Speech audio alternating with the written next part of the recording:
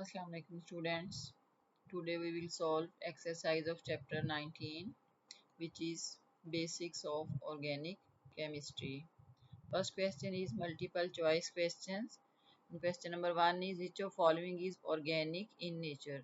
तो जो given compounds हैं उनमें से हमने ऑर्गेनिक कंपाउंड जो है उसका बताना है. So correct option is D. Carbon tetrachloride जो है ये ऑर्गेनिक कंपाउंड है.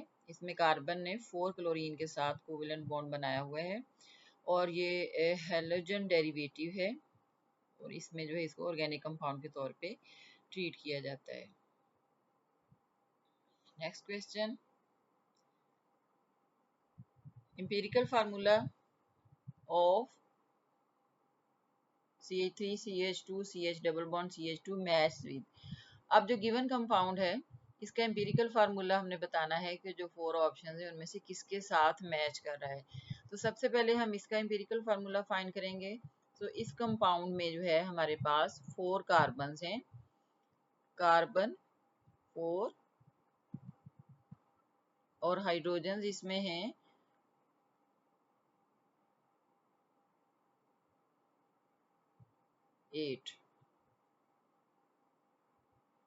8 हाइड्रोजन हैं. तो इसको अगर हम सिंप्लीफाई करें तो हम जो है 4 के साथ अगर डिवाइड करें 4 2 इज 8 तो सिंप्लीफाई होके ये CH2 जो है ये हमारे पास आ जाता है. तो अब जो बाकी 4 कंपाउंड्स हैं इनमें से हमने देखना है कि CH2 जो है किसका एम्पिरिकल फार्मूला हो सकता है. तो जो गिवन कंपाउंड्स हैं उनमें से एक करेक्ट ऑप्शन है बी. बी में हमारे पास जो है कार्बन है 3 और हाइड्रोजन है 6.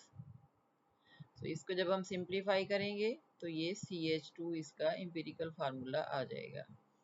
तो CH2 इसका भी और जो हमारे पास पहले कंपाउंड है उसका भी एम्पिरिकल फार्मूला है. तो इस वजह से करेक्ट ऑप्शन जो है वो बी है. Next third question. Compounds having single bonds usually undergo. तो सिंगल बॉन्ड जो है ये अल्केन कैटेगरी में होता है जिसमें हमारे पास सारे के सारे सिग्मा बॉन्ड्स होते हैं. तो उसमें ज़्यादातर रिएक्शंस जो हैं वो सब्स्टिट्यूशन रिएक्शंस होते हैं. सी ऑप्शन इज करेक्ट क्योंकि उसमें कोई कंपोनेंट रिमूव होगा तो उसकी जगह पे न्यू आएगा. तो saturated compounds usually undergo substitution reactions क्योंकि उसमें ऐड तो होने की पॉसिबिलिटी ही नहीं है क्योंकि कार्बन के सारे बॉन्ड्स बने हुए हैं ऑलरेडी. सिर्फ कोई रिमूव होगा तो फिर न्यू आएगा. Fourth question is functional group present in urea is. तो यूरिया का जो फार्मूला है या इसकी स्ट्रक्चर अगर हम देखें तो ये है C double bond O NH2 NH2. अब इस केस में जो फंक्शनल ग्रुप है हमने जो डिफरेंट फंक्शनल ग्रुप्स पढ़े हैं ये वाला पार्ट जो है ये अमाइड को रिप्रेजेंट करता है. अमाइड जिसमें हमारे पास कार्बोनाइल ग्रुप के साथ ये कार्बोनाइल ग्रुप है इसके साथ NH2 जो है ये कनेक्ट होता है.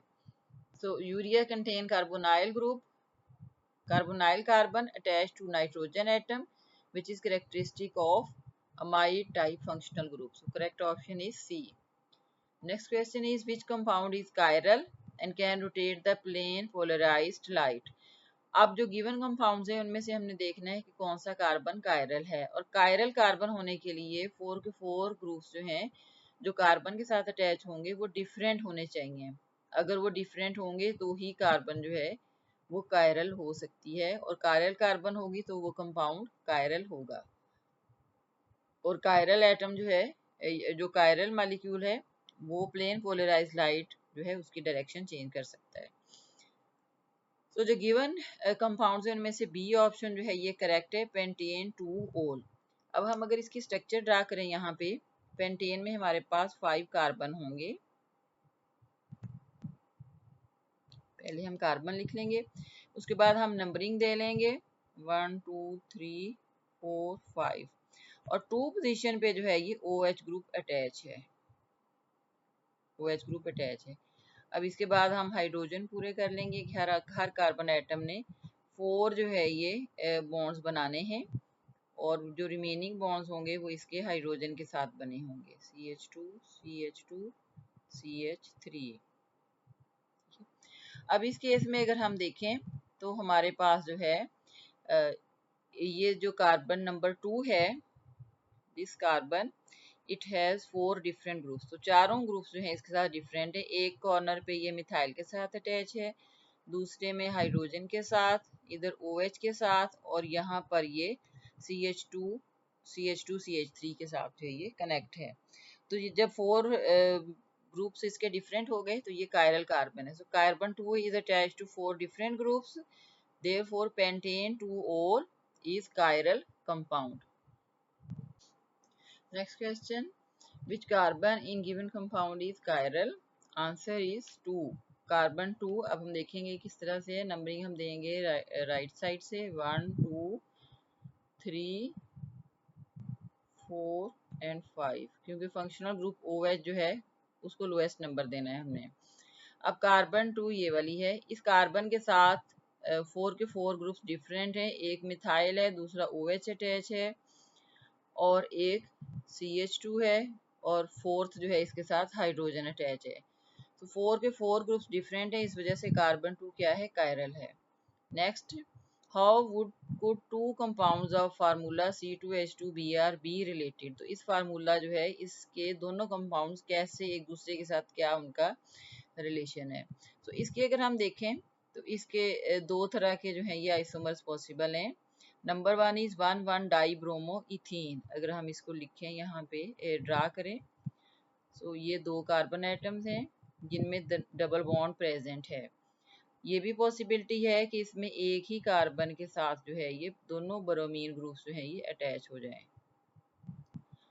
और दूसरी साइड पे हमारे पास जो है ये दोनों हाइड्रोजन आ जाएंगे।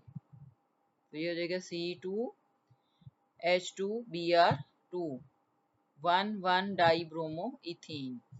और जो दूसरी पॉसिबिलिटी है वो है 1,2 डाई ब्रोमो इथीन।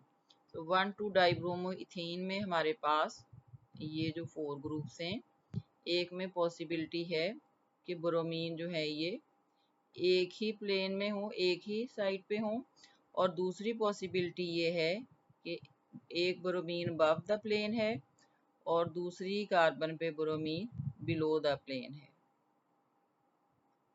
ठीक है, तो ये जो है 1,1 डाइब्रोमो और 1,2 डाइब्रोमो ये तो कॉन्स्टिट्यूशनल आइसोमर्स हो जाएंगे, यानी कि जिसमें कनेक्टिविटी डिफरेंट है। ब्रोमीन जो है इस फर्स्ट केस में एक ही कार्बन के साथ दोनों अटैच है और दूसरे में अलग अलग कार्बन के साथ।